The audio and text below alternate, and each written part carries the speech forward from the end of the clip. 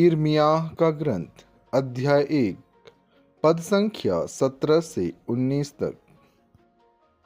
अब तुम कमर कस कर तैयार हो जाओ और मैं तुम्हें जो कुछ बताऊं वह सब सुना दो। तुम उनके सामने भयभीत मत हो, नहीं तो मैं तुमको उनके सामने भयभीत बना दूंगा।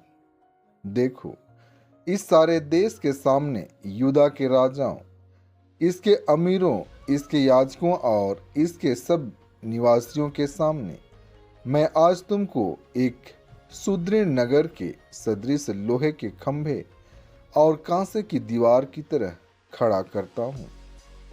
वे तुम्हारे विरुद्ध लड़ेंगे, किंतु तुमको हराने में असमर्थ होंगे, क्योंकि मैं तुम्हारी रक्षा करने के लिए तुम्हारे साथ रहूंगा। यह प्रभु की वाणी है। संत मार्कुस आज का पवित्र सुसमाचार अध्याय 6 पद संख्या 17 से 29 तक।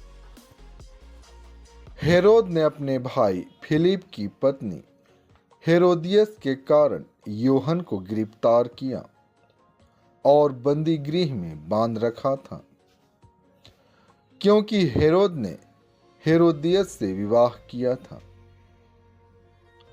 और योहन ने हेरोद से कहा था, अपने भाई की पत्नी को रखना आपके लिए उचित नहीं है। इसी से हेरोदियस योहन से बैर करती थी और उसे मार डालना चाहती थी, किंतु वह ऐसा नहीं कर पाती थी, क्योंकि हेरोद योहन को धर्मात्मा और संत जानकर उस पर श्रद्धा रखता और उसकी रक्षा करता था।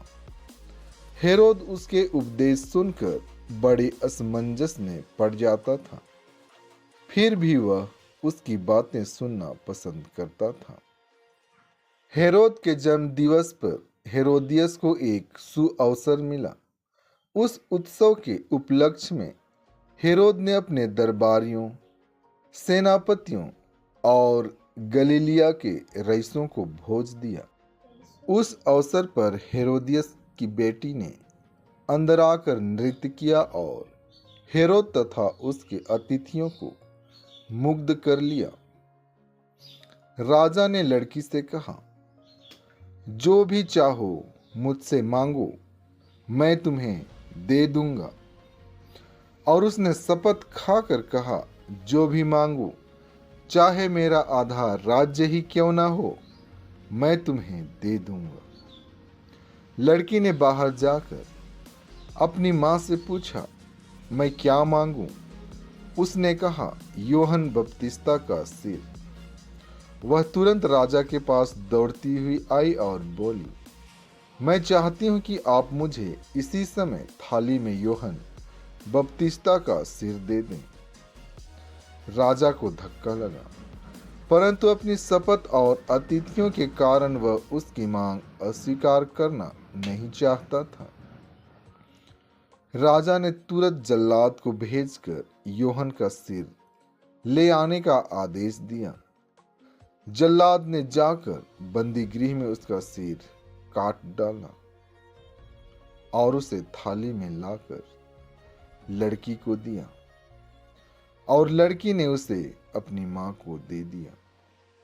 जब योहन के शिष्यों को इसका पता चला तो वे आकर उसका शव ले गए और उन्होंने उसे कब्र में रख दिया। परमेश्वर के इन सुंदर वचनों के द्वारा आपको आशीष मिले। आमीन।